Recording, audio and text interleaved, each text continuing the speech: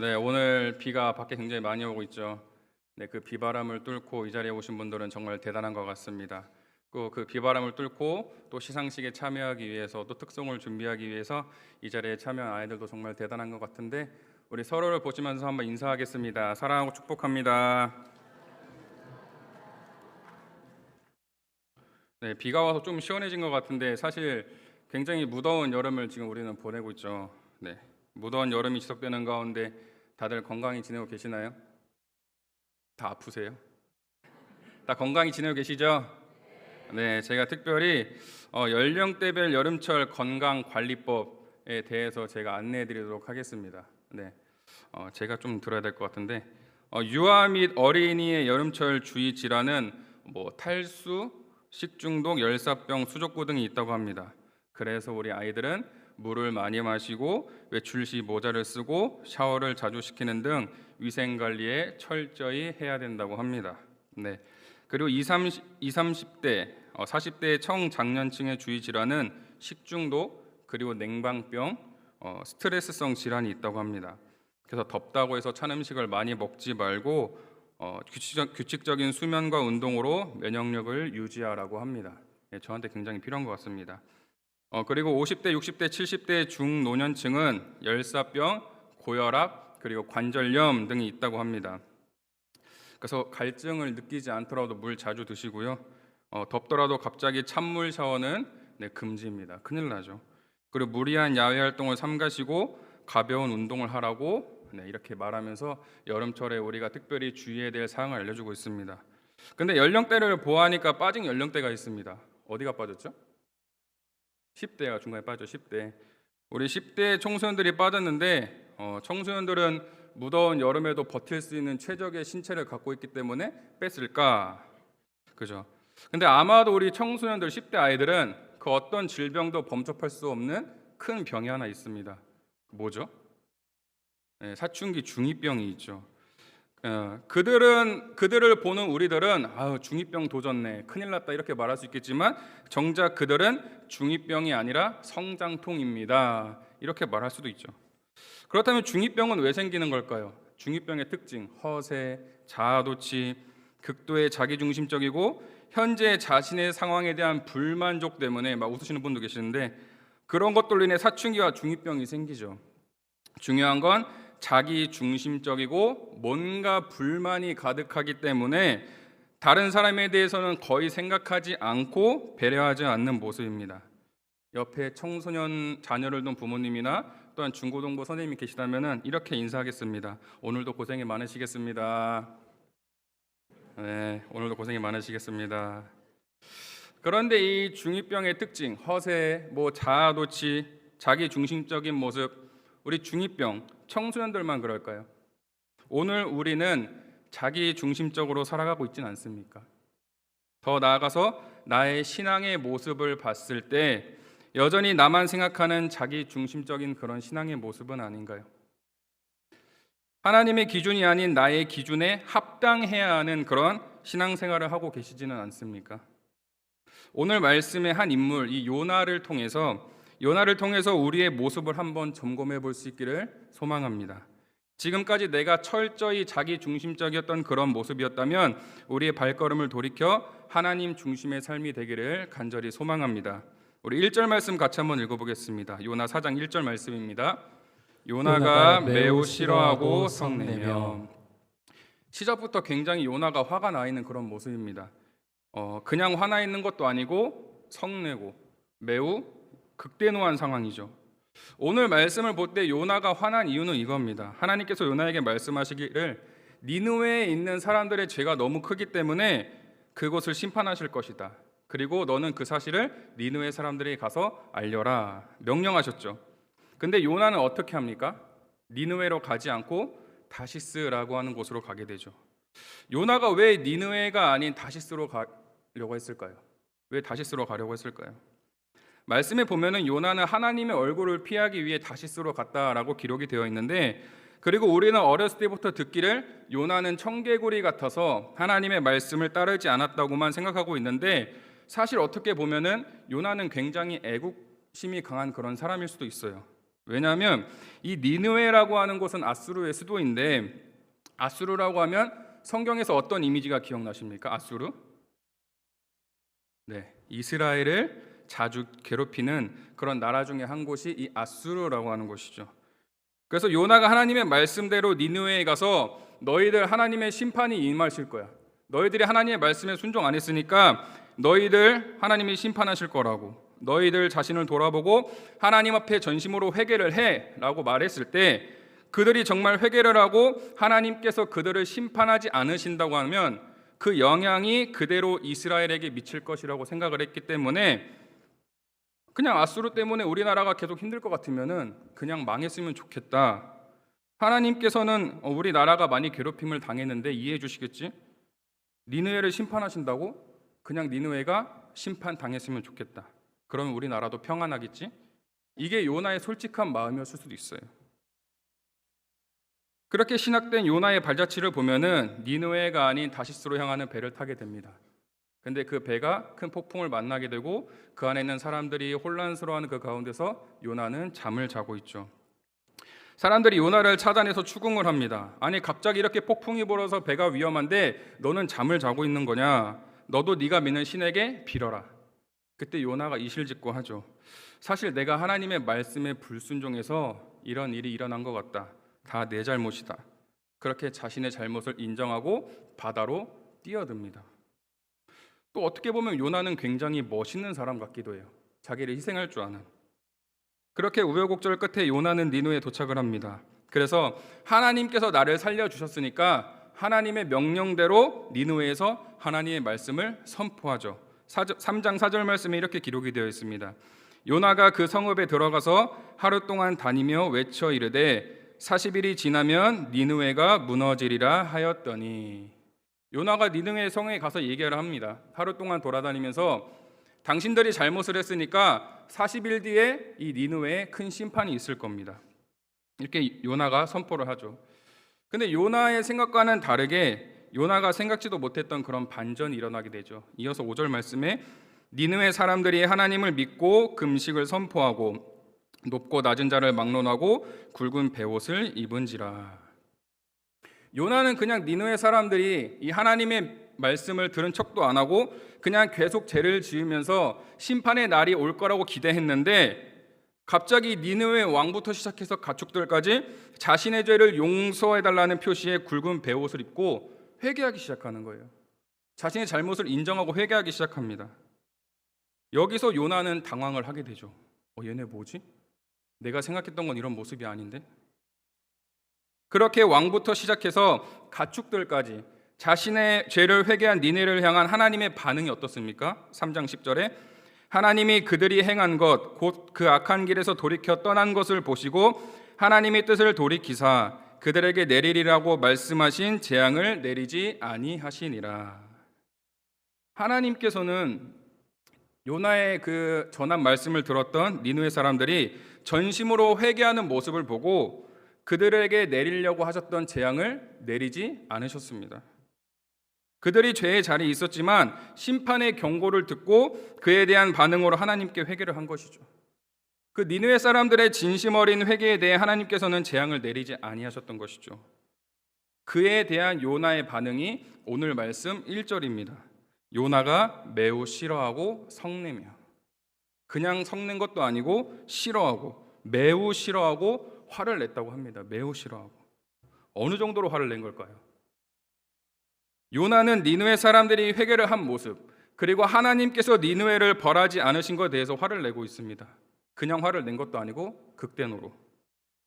니느웨 사람들이 회개를 하는 모습에서 당황한 요나는 하나님께서 니느웨를 심판하지 않은 것에 대해서 당황을 또 하게 되죠. 근데 당연한 건 요나는 화를 냈고 하나님은 그들을 용서하셨는데, 하나님께는 이 니느웨 사람들이 큰 죄를 저질렀다고 한들 하나님의 사랑하는 자녀들입니다. 하나님의 사랑하는 자녀들이죠. 그들이 죄의 길에서 떠나 그 나쁜 길에서 떠나 하나님께로 더 가까이 다가오길 바라는 마음, 그것을 기대하고 계셨던 것이죠.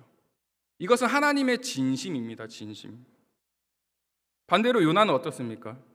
하나님께서 시켜서 했을 뿐이지 사실 니느웨가 망하기를 바랬던 마음이 있을 수도 있어요. 니느웨가 망하기를. 그러니까 허무하기도 하고, 게다가 심판이 일어나지 않았기 때문에 심판이 있을 거라고 말하고 다녔던 자신의 말은 뭐가 됩니까? 거짓말이 되는 거란 말이에요. 자신은 한순간에 그냥 거짓말쟁이가 되어버린 거예요. 그래서 요나는 창피했고 수치스러웠고, 그리고 다른 사람들에게 비추어질 자신의 거짓말쟁이 같은 모습에 화가 나기도 하는 겁니다. 말씀을 보면 요나는 처음부터 끝까지 계속해서 자기 중심적입니다. 우리 4장 2절과 3절 말씀 같이 한번 읽어볼까요? 4장 2절과 3절입니다. 여호와께 기도하여 이르되 여호와여, 내가 고국에 있을 때에 이러하겠다고 말씀하지 아니하였나이까?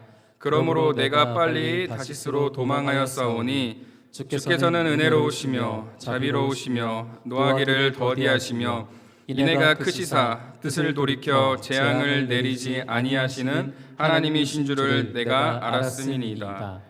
여호와여, 원하건대 이제 내 생명을 거두어 가소서. 사는 것보다 죽는 것이 내게 나음이니이다 하니. 아멘. 이 말씀을 보면 어떤 것이 느껴지십니까? 요나가 정말 하나님께 감사하며 나아가는 그런 모습입니까? 요나는 철저히 자기 자신을 위한 그런 행동을 하며 살았습니다. 하나님의 말씀을 듣고 니느웨에서 하나님의 말씀을 전하기는 했지만 그는 전심을 다하지 않았고 그냥 하는 척 했을 뿐이죠. 사실 요나가 하나님의 말씀을 전하고 니느웨가 멸망하지 않았을 때 이건 요나가 거짓말한 게 아닙니다. 거짓말이 아니죠. 니느웨가 전심으로 자신의 죄를 반성하고 회개하면 하나님께서 받아주실 거기 때문에, 그들을 심판하지 않을 것이기 때문에. 근데 자신의 이미지에 타격을 입을 것이라고 생각하고 요나는 화를 내고 있단 말입니다. 요나는 철저히 처음부터 자기 중심적이지만 하나님께서는 이 요나나 니느웨 사람들이나 모두 금쪽 같은 내 새끼들입니다. 다 귀한 내 자녀들이죠. 사실 요나가 이 니느웨에서 있었던 기간, 오랜 기간 있었다면은 자신의 이미지에 타격이 있겠다라고 생각할 수 있겠지만, 말씀에 나와 있지만 요나는 니느웨에서 하나님의 심판을 딱 하루 전했을 뿐입니다. 하루 동안 다니면서 40일 뒤에 니느웨에 심판이 있을 것이다, 그렇게 전했죠. 여러분, 이 단 하루, 이 하루라는 시간, 누군가에게는 기회가 되었고 누군가에게는 불만을 갖는 그런 시간이 되었습니다. 요나는 하루라는 어떻게 보면 짧은 시간이었고 아는 사람도 없고 낯선 곳에서 하나님의 말씀을 전했는데 자신의 뜻과는 반대로 심판이 일어나지 않게 되었고, 반면에 이 니느웨 사람들에게는 요나가 전했던 그 하루라는 시간이 자신들이 심판을 받지 않고 다시 살 수 있는 그런 기회가 되었습니다. 오늘 요나의 모습에 우리의 모습을 오버랩해 본다면 너무나 비슷할 것 같아요. 너무나 우리의 모습일 것 같습니다. 하나님의 말씀에 불순종해서 자꾸만 다른 길로 가려고 하고, 하나님의 뜻이 아닌 내가 보기에 좋아 보이는 그곳으로 가려고 하고, 그 길 가운데 어려움이나 문제가 닥치면 그제서야 하나님을 찾고, 그러고는 잠깐 감사한 마음이 들었다가 다시 하나님께 짜증을 내고 불만 섞인 모습을 보이는 게 오늘 우리의 모습과 똑같습니다. 중요한 건 니느웨 사람들은 이 하나님의 심판이 두려워서 자신들의 잘못을 회개하고 용서를 구했는데, 하나님의 자녀라고 하는 요나는 그 모습을 보고 화를 냈단 말이에요. 짜증을 냈다는 말입니다. 여러분, 오늘날 하나님을 믿는 사람들 그리고 하나님을 모르는 사람들의 모습 이름 어떨까요? 하나님을 모르는 사람들과 그리스도인들의 모습이 이렇다면 얼마나 아이러니하겠습니까? 교회에 다니지 않는 사람들이 오히려 더 선행을 행하고, 그리스도인들은 교회 안에서만 그냥 그리스도인이지 삶의 자리에서는 누가 요나이고 누가 니느웨 사람인지 구별이 할 수가 없다면 너무나 큰 문제가 아닐까요? 교회를 다니지 않는 사람이 더 교회를 다니는 사람 같고, 교회를 열심히 다니는데 밖에서는 교회를 다니는 게 티가 안 나는 사람들이 있어요. 그리스도인이라고 하면서 철저히 자기 중심적인 그런 사람들이 있다는 말입니다.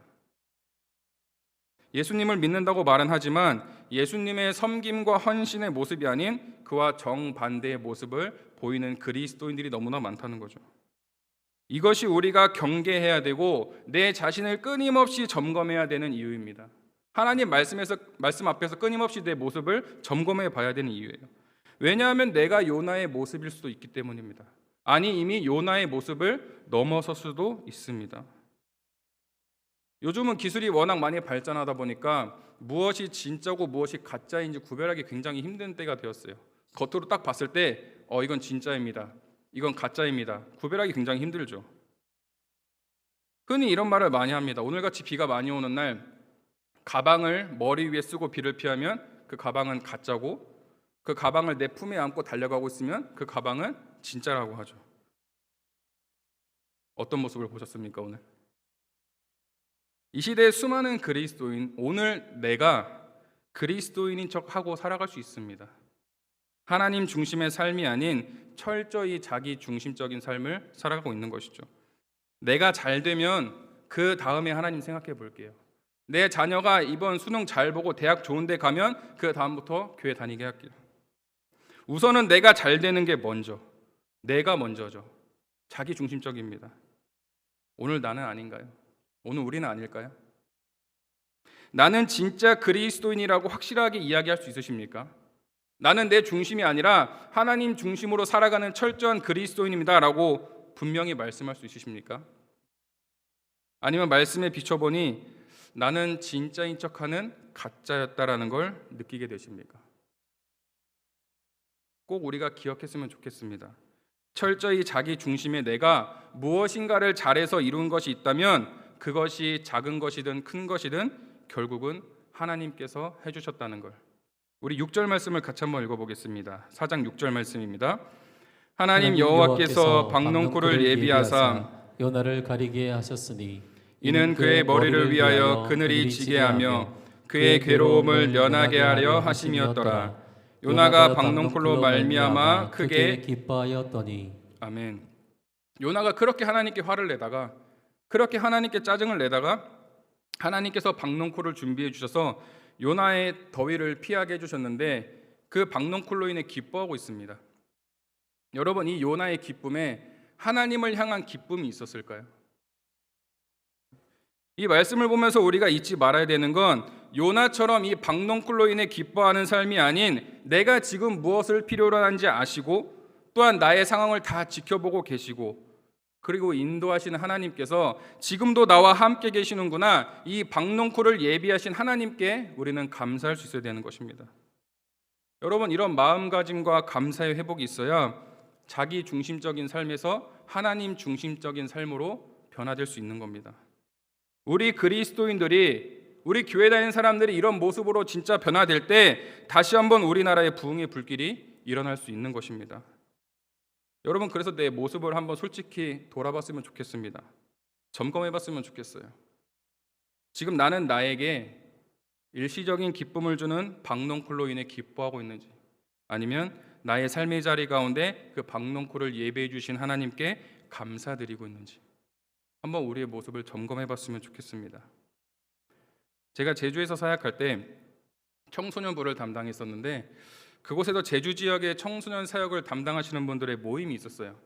그 모임을 하루 가졌는데 그 모인 이유가 그 더 웨이브라고 하는 기도 운동이 이제 부산에서 시작이 되어서 이제 전국으로 이제 퍼지고 있는데 그 제주에서도 더 웨이브 기도 운동을 하기 위해서 이제 청소년 사역자들이 모였습니다.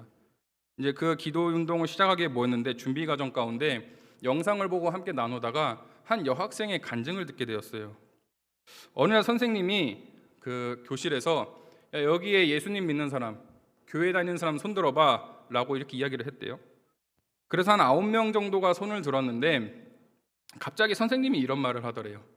너희가 믿는 예수님, 그 예수님 하면서 막 욕을 하고 막 흉을 보더라는 겁니다.